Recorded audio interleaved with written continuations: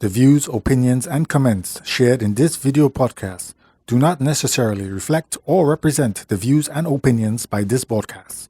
We don't promote or encourage any illegal activities. All contents provided by this channel are meant for educational purposes only. A pleasant good day to all viewers and welcome to the Michael Morgan Show, where we highlight various issues in the community and bring to light the aspiration of our community, whereby we can appeal to the various authority to sort of lend a hand, to be sensitized to what we are going through, and of course to bring to bear the various aspiration of the community. Today we want to offer condolence to our former MP, Marlene McDonald, who have passed recently, and we want to give condolence to the family, and we wish to give condolence. The other item on the agenda is basically yesterday Friday, we had a meeting with the East Port of Spain Development Company, whereby we had a petition highlighting and sensitizing the community of our plight in the community. It was brought to us more clearly of the rationale the East Port of Spain use transport the youths of our community to far away areas of Waterloo and Pinal and so on.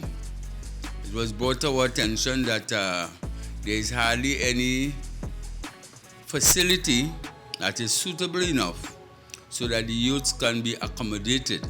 So basically, the East Port of Spain doesn't have to pay a fee for the facilities, so it is more conducive to more or less bus the youths and them to these areas.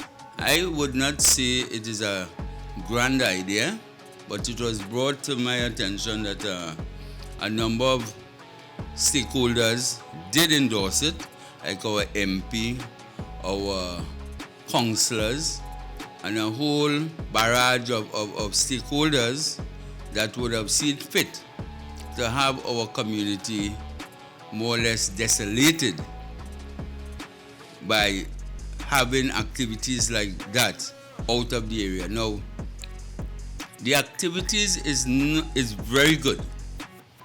When I read what they offering to the youths, and simply because of our crime situation, they cannot have it in the community.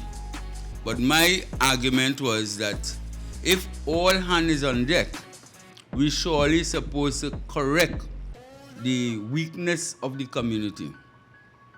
Whether the church have to get involved, whether pan theaters, pan fraternity, the various civil society, as well as the government and the army. All right? We cannot give up on our community to say, well, let early activities come out of the community and that will solve it. Let the institution of the community run into ruins, and we just transfer schools and institutions out of the area, and that will solve the problem. I'm not seeing the rationale, the reasoning. I'm not seeing it. Perhaps someone might be able to sensitize me to that, to the importance of we going out of our area to learn a trade and to benefit from what the state have to offer. So today we have decided not to have any guests, because I was a bit disappointed with the turnout on Friday. While we try to have a collective approach towards our plight, where we are saying that our various community infrastructure that is still on board, we can just upgrade it and bring it to a standard that YTEP and different institutions can utilize. All right, and the groups and them, one or two of the groups, I wouldn't call names, have decided not to go forward with that representation. And CPOS, being the responsible organization, we was there at the East Port of Spain Development Company looking to bring forward our case. At the meeting, we was told that coming next year, they will be in a better position to entertain our upgrade as well as other aspects of our program.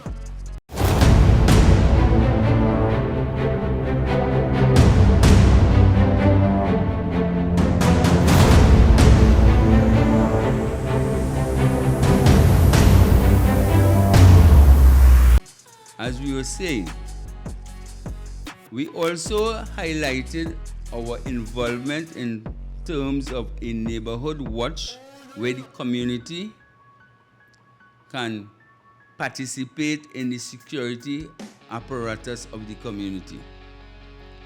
All right, of the neighborhood, I should say. Okay?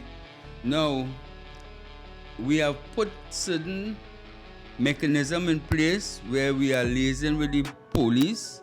I wouldn't mention who in the police force, so that we could start implementing a police neighborhood watch.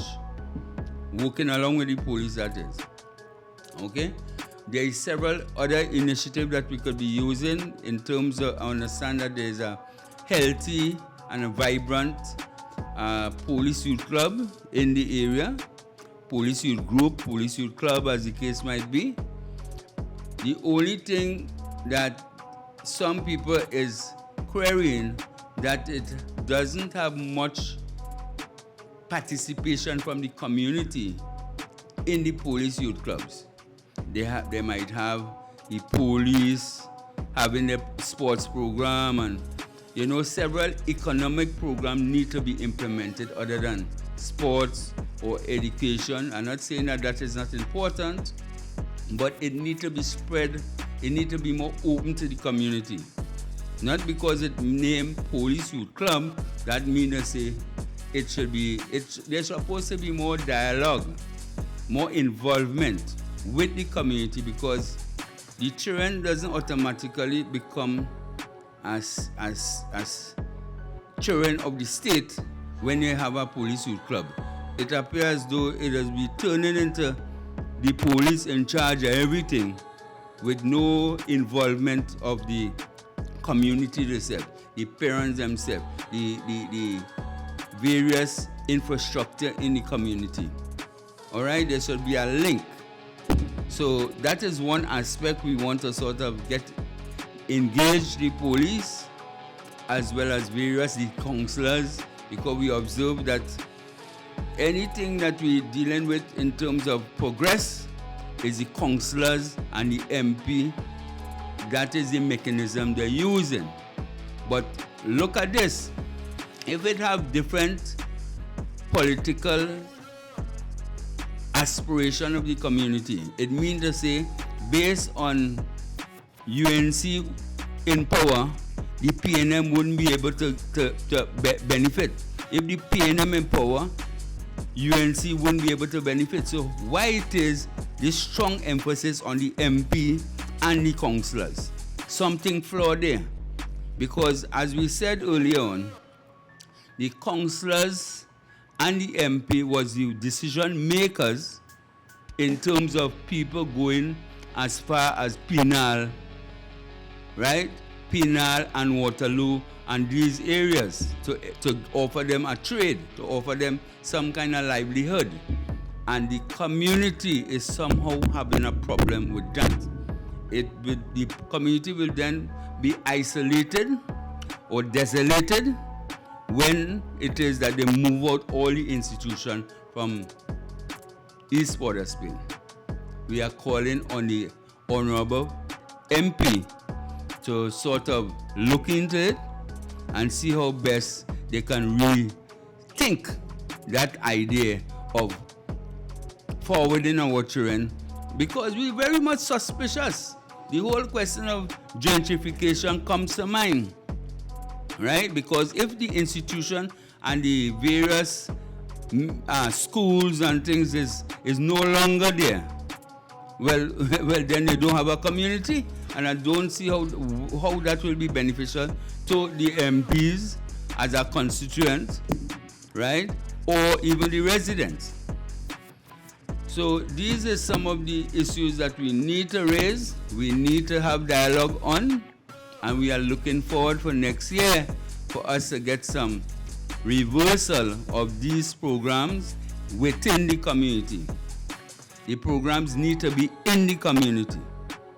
And if it is that people is fearful of the hotspot and things like that, some members of the community is willing to work along with the police, work along with the politicians, work along with the decision makers in order that we could resolve our problem. We're not saying that there is no problem, but we cannot put up our hand and resolve it by taking our children out of the community. Simple as that. So this is issue where one could sort of, as I say, the authority need to have more dialogue with the community so that we could resolve it. We cannot depend on the technocrats and the bureaucrats, as the case might be, to solve our problem in that way. Sometimes the decision that is made mightn't take everything into account. So there is need for dialogue, there is need for consultation, there is need for having some kind of a discussion with the churches, with the community NGOs, the NPOs and so on. So please, Mr. MP, as the head of the constituency, please consider having dialogue with these various entities, because my experience as an NGO, I'm getting a certain level of blacklisting from the MP and councillors. So it goes to show that ain't working out. There's areas where victimization is taking place. There's areas where people could be left out. And we as citizens need to resolve this situation, because we write into the Prime Minister, we're trying to sort of get dialogue with the Prime Minister, and it is allowed to basically fester. So that is it for today's podcast, and see you next week. Thank you.